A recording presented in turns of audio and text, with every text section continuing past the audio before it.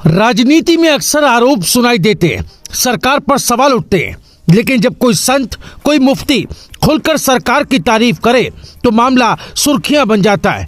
हाल में हरिद्वार में एक संत ने धामी मॉडल को हिट बताते हुए कहा था कि सीएम धामी ने धर्म को विशेष ऊर्जा दी है। इधर संत वाणी के बाद अब एक मुफ्ती ने भी धामी सरकार की पीठ थपथपाई है। उत्तराखंड मदरसा शिक्षा बोर्ड के अध्यक्ष मुफ्ती शमून कासमी ने मंच से धामी सरकार की जमकर सराहना की। धामी सरकार को मुफ्ती की खुली सराहना, अल्पसंख्यक शिक्षा अधिनियम पर बड़ा बयान। मौका था उत्तराखंड राज्य अल्पसंख्यक शिक्षा प्राधिकरण के गठन पर आयोजित विशेष विमर्श का, और मंच से मुफ्ती शमून कासमी ने जिस अंदाज में सीएम पुष्कर सिंह धामी की तारीफ की, वो सियासी गलियारों में चर्चा का विषय बन गया। उन्होंने कहा कि धामी सरकार ने वो कर दिखाया जो दशकों तक नहीं हो पाया। मुफ्ती कासमी के मुताबिक अब तक मदरसों में पढ़ने वाले बच्चे सिर्फ धार्मिक तालीम तक सीमित रह जाते थे। मुख्य धारा की प्रतिस्पर्धी शिक्षा से दूरी, करियर के सीमित विकल्प और भविष्य को लेकर अनिश्चितता, लेकिन अब तस्वीर बदलेगी। उन्होंने दावा किया कि अब मदरसों में पढ़ने वाले छात्र भी डॉक्टर, इंजीनियर, आईएएस और आईपीएस बनने का सपना देख सकेंगे। अब उन्हें प्रतियोगी परीक्षाओं में हिस्सा लेने का समान अवसर मिलेगा, यानी नमाज भी जारी रहेगी और न्यूटन के नियम भी पढ़ाए जाएंगे, कुरान भी होगी और कंप्यूटर लैब भी। मुफ्ती शमून कासमी ने न सिर्फ सरकार की तारीफ की, बल्कि पूर्ववर्ती कांग्रेस सरकारों पर भी सीधा हमला बोला। उन्होंने कहा कि अतीत में अल्पसंख्यक समाज को मुख्य धारा से जोड़ने के बजाय सीमित दायरे में रखा गया।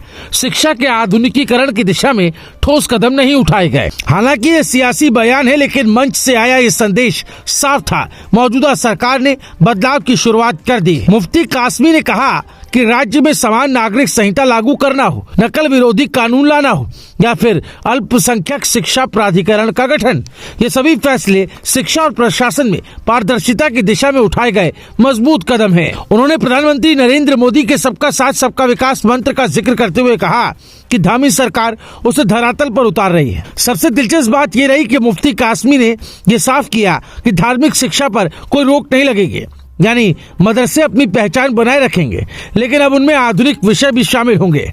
संस्कृत और भारतीय भाषाओं के अध्ययन पर भी जोर दिया जाएगा, ताकि छात्र सिर्फ एक धार्मिक दायरे तक सीमित न रहें, बल्कि भारतीय ज्ञान परंपरा से भी जुड़ें। कासमी का कहना है कि केवल धार्मिक शिक्षा के आधार पर करियर बनाना कठिन होता है, इसीलिए बदलाव जरूरी है।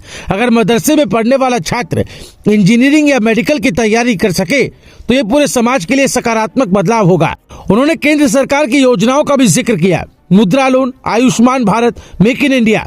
उनका कहना है कि अब इन योजनाओं का लाभ अल्पसंख्यक समाज तक तेजी से पहुंच रहा है, युवा स्वरोजगार की ओर बढ़ रहे हैं और स्वास्थ्य सुरक्षा भी मिल रही है। अवैध कब्जों पर कार्रवाई को लेकर भी मुफ्ती कासमी ने स्पष्ट समर्थन जताया। उन्होंने कहा कि सरकारी जमीन पर अवैध धार्मिक निर्माण उचित नहीं है, कानून का पालन ही सच्चा धर्म है। ये बयान इसलिए अहम है क्योंकि अक्सर ऐसे मुद्दों पर धार्मिक नेतृत्व चुप्पी साध लेता है, लेकिन यहाँ तस्वीर अलग दिखी। अब सवाल उठता है, क्या ये सिर्फ मंच की बयानबाजी है या फिर सचमुच सामाजिक बदलाव का संकेत? एक मुफ्ती का खुलकर सरकार की पीठ थपथपाना राजनीतिक और सामाजिक दोनों नजरियों से महत्वपूर्ण माना जा रहा है। हर समाज की ताकत उसकी शिक्षा हो। अगर अल्पसंख्यक संस्थानों में पढ़ने वाला बच्चा भी उसी आत्मविश्वास के साथ आगे बढ़े जिसके साथ किसी बड़े कॉन्वेंट स्कूल का छात्र बढ़ता है, तो यही असली समानता होगी। उत्तराखंड में एक नई बहस शुरू हो चुकी है। मुफ्ती ने मंच से धामी सरकार की खुलकर तारीफ की है, इसे ऐतिहासिक कदम बताया। फिलहाल वक्त बताएगा ये बदलाव कितनी दूर तक जाएगा, लेकिन फिलहाल देवभूमि में शिक्षा के नाम पर एक नया सियासी और सामाजिक समीकरण जरूर बनता दिख रहा है। आप क्या सोचते हैं? क्या अल्पसंख्यक शिक्षा प्राधिकरण वाकई बदलाव लाएगा या फिर ये सिर्फ सियासी रणनीति है? अपनी राय कमेंट बॉक्स में जरूर लिखें। वीडियो को लाइक करें, शेयर करें। ऐसे ही तीखे और दमदार न्यूज के लिए हमारे चैनल को सब्सक्राइब करना ना भूलें, क्योंकि खबरों के पीछे की खबर हम आपको दिखाते रहेंगे। ब्यूरो रिपोर्ट, राय शुमारी।